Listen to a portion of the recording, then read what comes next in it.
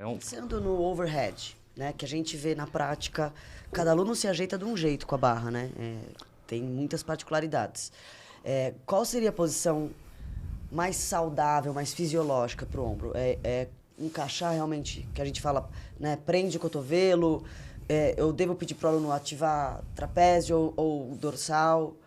Tem aluno que faz isso, ó, gira. Interna, né?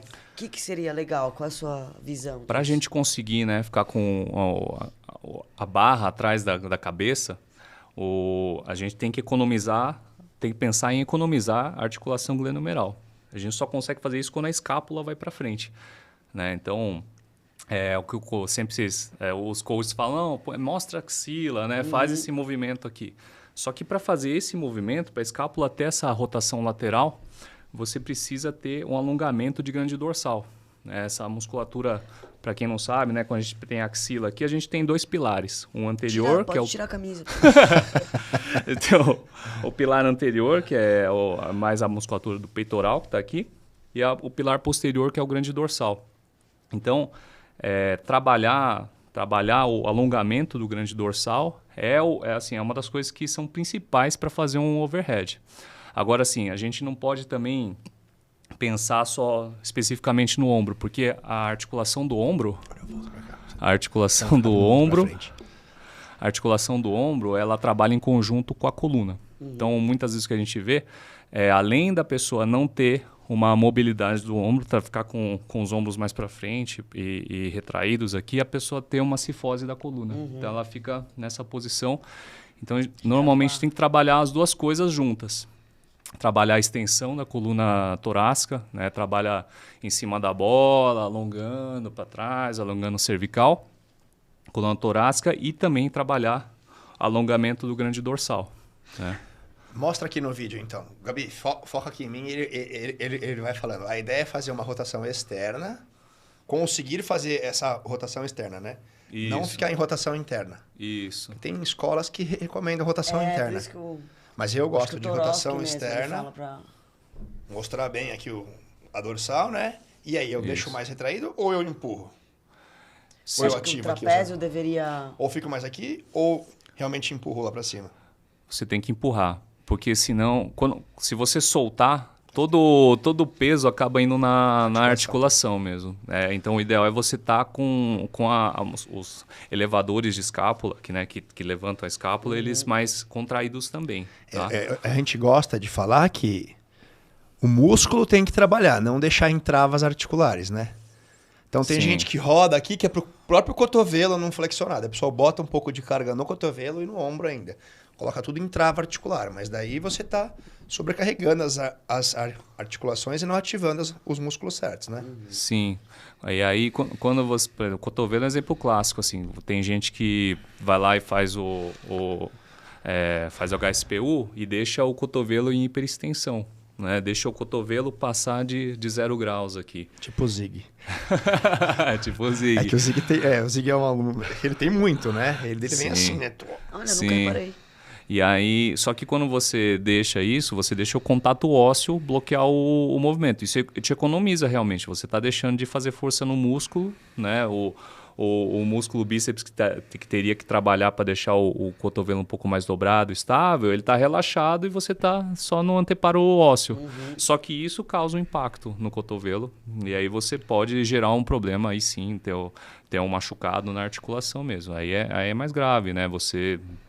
Aí sim você está causando uma lesão diferente, uma lesão que pode trazer uma sequela para você depois, né? Então, quem tem essa hipermobilidade, fazer uma hiperextensão, não pode trabalhar, nesse movimento. No máximo da amplitude dele. Tem que ter consciência de na hora estar lá em handstand para trabalhar neutro, no máximo em neutro, né? Senão você acaba forçando a articulação. Deixa eu só fazer mais algumas perguntas sobre o overhead. Então, a gente falou muito desse posicionamento de escápula, falamos muito do ombro, você falou de mobilidade torácica, e eu vejo muito pessoas que não têm mobilidade no tornozelo, e aí elas não conseguem adotar um padrão do joelho e ir um pouco mais para frente, elas não conseguem agachar tão retas. Daí precisam inclinar muito o tronco para frente E aí acabam sacrificando também, né? Porque acho que quanto mais mobilidade de membros inferiores você tiver, principalmente eu vejo isso bastante no tornozelo, você dá aquela leve avançada no joelho para frente, você consegue agachar um pouco mais reto, e aí fica muito mais fácil você encaixar a barra sobre a cabeça. Você não precisa sacrificar dando aquela cabeçada para frente. Uhum. Você vê bastante isso também? É porque, assim, né? Tem duas coisas que podem fazer alguém agachar, quando estiver agachando, inclinar o corpo para frente.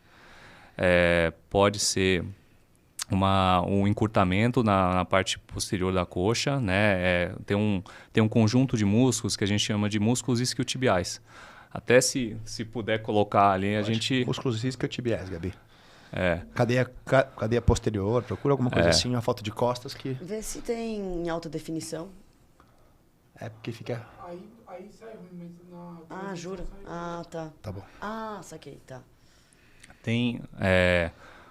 Bom, é que eu acho que eu vou precisar de mostrar a ele- anatomia, mas... Espera ele colocar. Daqui a pouco... O nosso símbolo só tem bíceps. Só tem bíceps. Não tem a bacia do... Um Não sucos tem no nem cérebro. ombros, né? coitado, né? Porque sai direto da cabeça. É verdade, tá. Tem bastante trapézio aqui. Ele tá bem. Bom, assim, pensando... Isso é o primeiro fator e é o principal, tá? É uma falta de alongamento da parte dos isquiotibiais. Por quê? Normalmente a gente trabalha sentado, fica o tempo inteiro sentado, né? Isso faz um encurtamento dos isquiotibiais. Quando a gente está sentado, a postura que a gente adota normalmente é deixar a bacia para frente, né? Ficar em flexão. Isso eu quero mostrar a anatomia para deixar mais fácil de entender. Normalmente essa posição ela encurta os isquiotibiais. Isso faz com que quando você agache... Isso. Então, os isquiotibiais, né, eles começam lá em cima, na bacia, né, numa região que chama de isquio, e eles terminam na tíbia.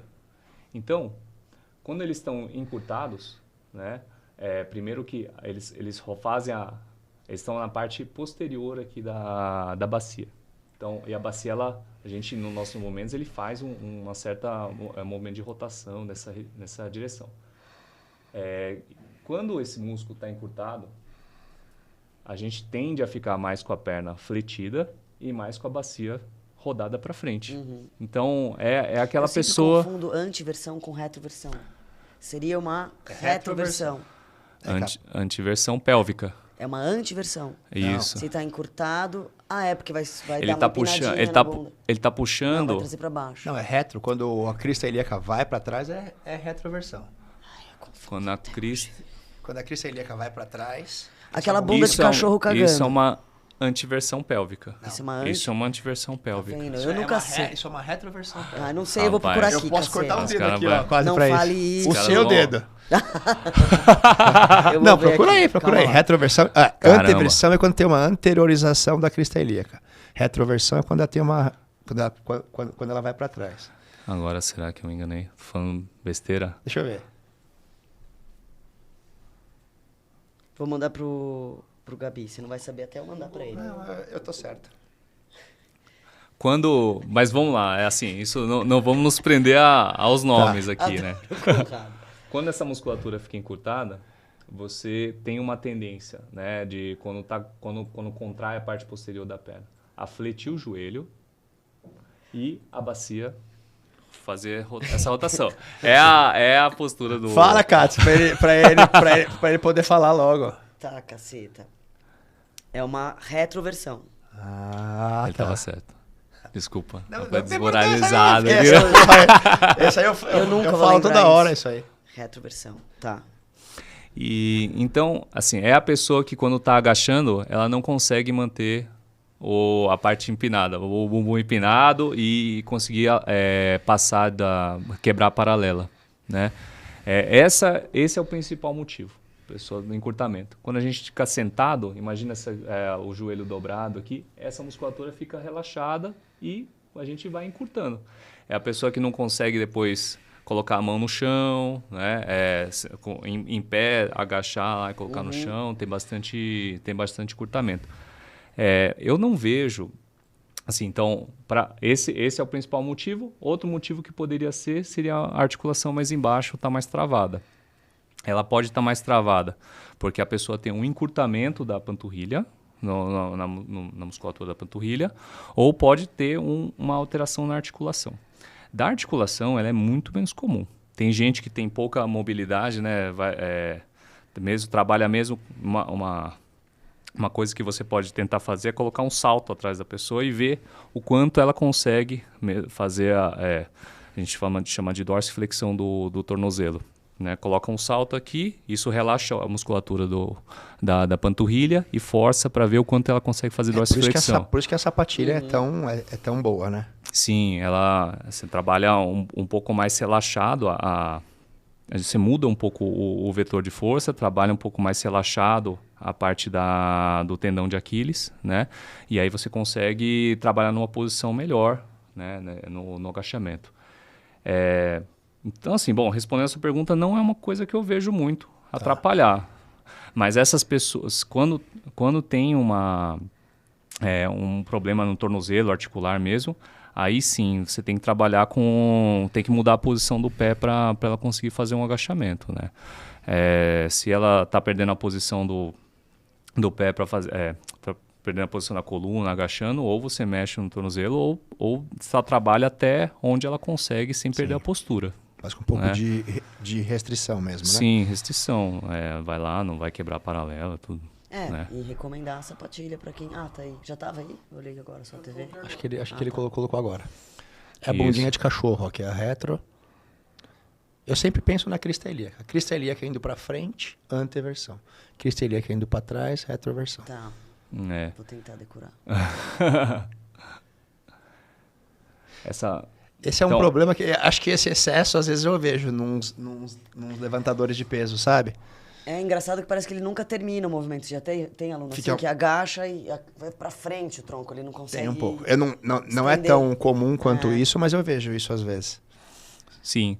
Essa pessoa, né, ela não coloca, assim, ela coloca em risco a coluna de uma forma diferente. Né? Normalmente quem trabalha nessa posição, quando faz um overhead, faz uma hiperextensão da coluna lombar. Então essa curvatura fica mais acentuada. E isso força o anteparo ósseo, né? A pars articulares, que é a parte de trás da articulação da coluna. E aí sim coloca em risco de fazer alguma fratura ou uma lesão ligamentar na coluna. Você acha que isso... Na sacroilíaca, se diz? Aonde? Na coluna lombar. Na lombar mesmo. Nessa parte aqui. Principalmente nas últimas vértebras, né? L4, L5. Normalmente que machuca mais. E esse aí você acha que pode ser pelo fato de um encurtamento de pessoas? Que dá aqui dessa puxada para frente? Por que você acha que tem pessoas que adotam essa postura assim? E, na verdade, isso é um conjunto de coisas, né? Quem trabalha mais assim, lógico, tem que fazer uma avaliação. Mas normalmente, porque o que eu vejo não é um encurtamento muscular, é mais uma característica da coluna mesmo. Tá bom. Tem pessoas que têm a gente chama de lordose, né? Essa curvatura para trás. Tem gente que tem mais acentuada e eu acho que é uma característica da coluna mesmo, a parte dos ligamentos e da conformação da coluna. Mas é mais comum em negro, né? Mas é estrutural isso aí, não é nenhum encurtamento.